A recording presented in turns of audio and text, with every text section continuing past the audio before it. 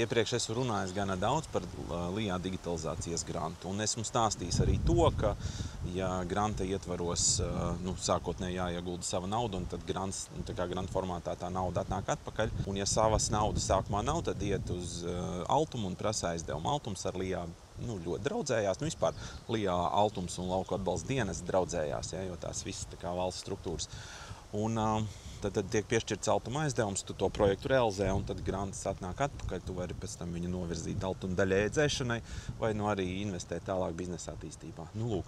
Un pavisam nesen tika apstiprināts Altumā viens tāds mans klients projekts, kuram mēs sakārtojuši bijām gan digitalizācijas grantu, kurš tagad jau ir beidzies, un mēs gaidām nākamo kārtu, gan arī Altuma aizdevumu. Klients priecīgs, apmierināts, process nebija īss, jo mēs zinām, ka digitalizācijas grants šobrīd ir diezgan ievilcies, un uz ceļa kartēm, kam tika pieteikts jau vēl pagājušajā gadā, daudzi vēl nav saņēmuši apstiprinājumu.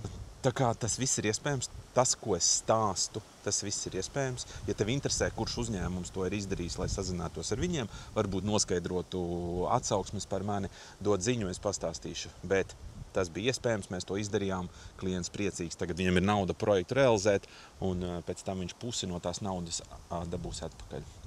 Kāpēc puse? Tāpēc, ka viņam bija gana liela investīcija, tur neteikšu, bet uz daudziem 10 000 liels projekts.